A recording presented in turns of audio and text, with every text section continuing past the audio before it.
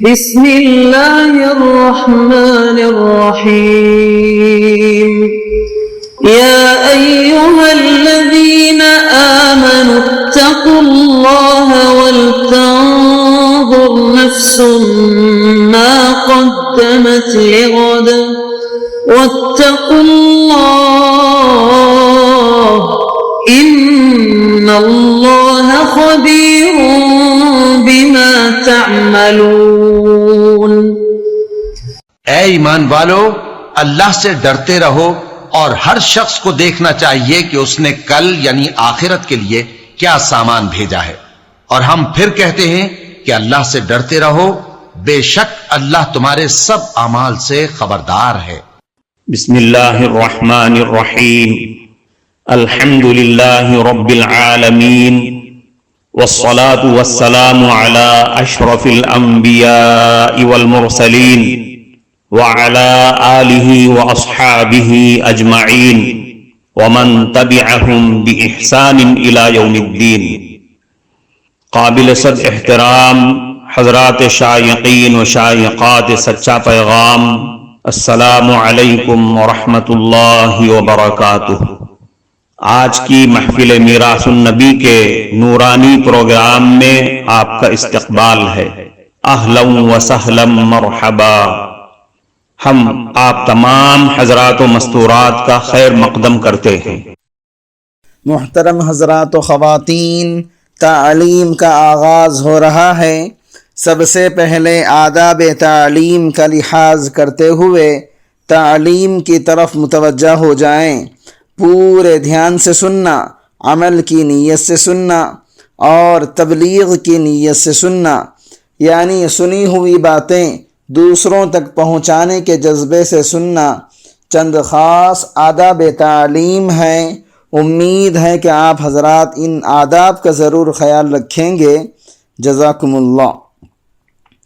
بسم اللہ الرحمن الرحیم۔ 500 سال کی عبادت پانی کے ایک گلاس کے عوض ختم ہو گئی۔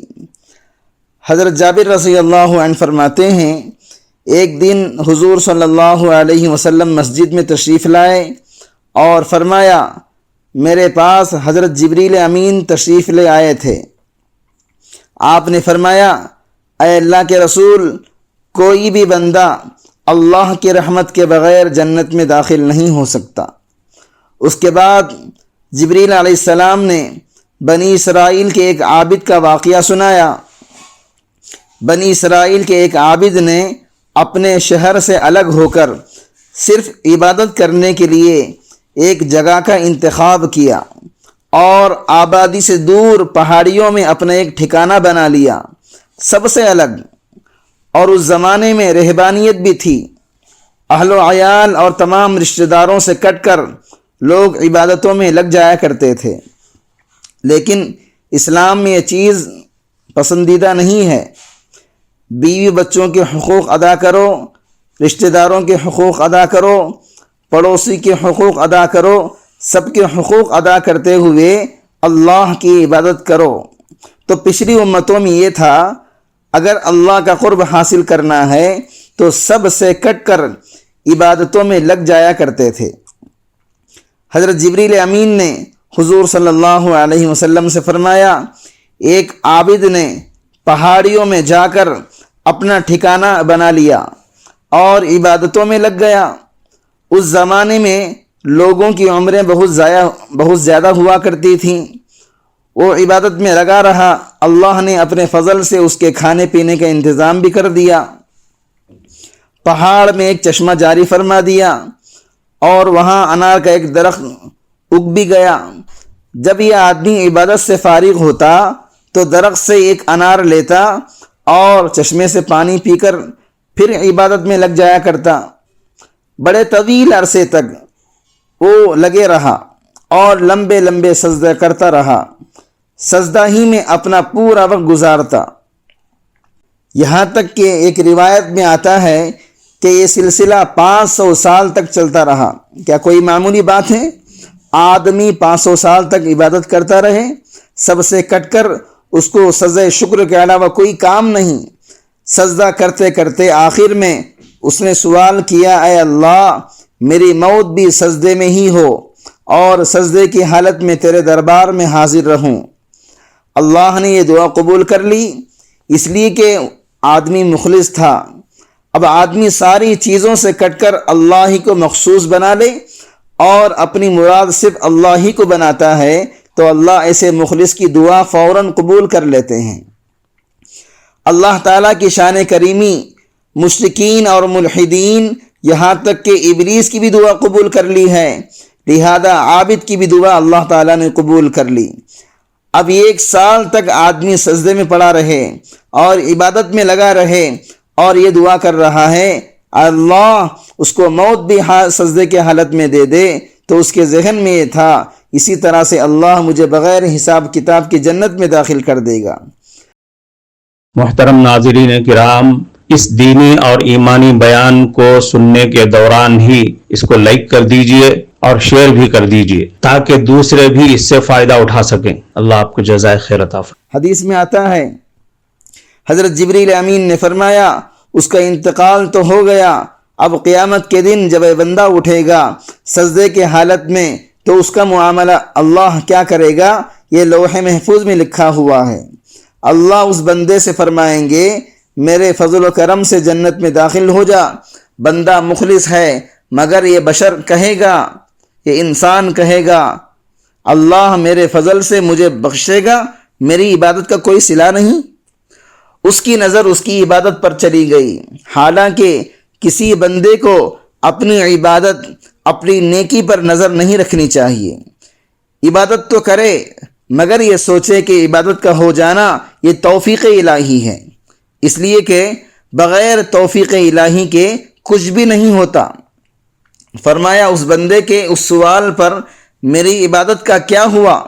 اللہ تعالیٰ فرمائے گا اس بندے کو ذرا جہنم کے کنارے لے کر جاؤ۔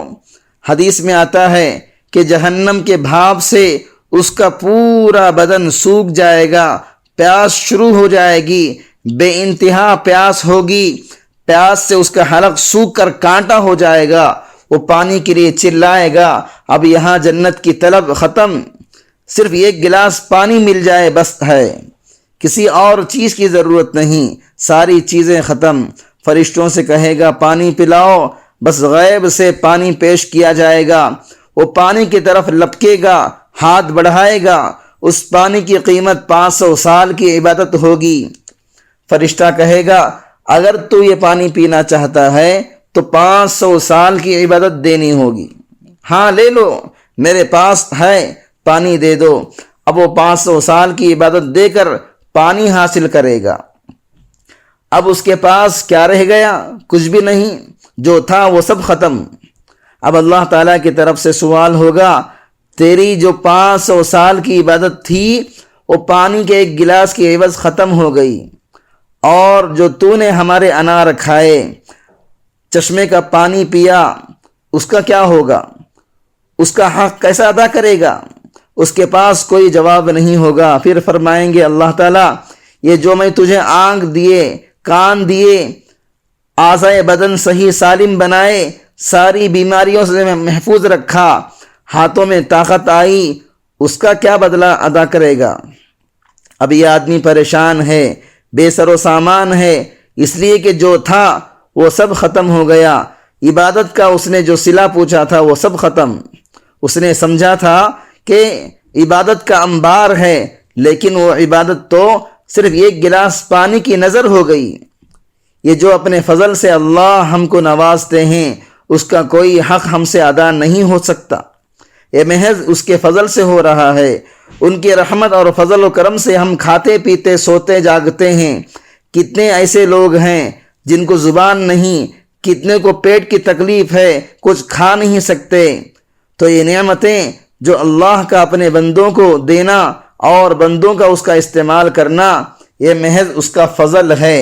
اب اتنی عبادت کرنے کے بعد بے سر و سامان رہ جائے گا، حق تعالی شانو کی طرف سے بارہا سوال ہوگا، بول کیا حق ہے، کیا دے رہا ہے؟ اب اس کی زبان سے کچھ بھی ادا نہیں ہو رہا ہے۔ پھر وہ آدمی کہتا ہے اللہ تو اپنے فضل و کرم سے مجھے جنت میں داخل فرما دے، میرے پاس کچھ بھی نہیں۔ تب اللہ تعالیٰ فرمائیں گے اب تو راستے پر آ گیا۔ امت محمدیہ کے لیے اس واقعے میں سب سے بڑا سبق یہ ہے کہ کوئی بھی آدمی اپنی عبادتوں پر نظر نہ رکھے۔ یہ جو توفیق عمل صالح کی ملے گی اللہ کا فضل ہے، اگر بخشش ہوگی وہ بھی اسی کا فضل ہے، اگر خدا نخواستہ ہماری عبادتوں کے بھروسے کی وجہ سے ہم پکڑے گئے تو کیا ہوگا، کوئی ٹھکانہ نہیں ہے۔ اس لیے بنی اسرائیل کے اس آدمی کے واقعے کے اندر یہ سبق ملتا ہے کہ جب تک اللہ تعالیٰ کا فضل نہیں ہوگا تب تک نہ تو عمل کر سکتا ہے اور نہ ہی عمل قبول ہو سکتا ہے اور نہ ہی جنت میں داخل ہو سکتا ہے۔ اسی لیے عمل کرنے کے بعد بھی آدمی فضل الہی، رحمت الہی کا طلبگار رہے کہ اس کے بغیر کچھ بھی نہیں ہو سکتا۔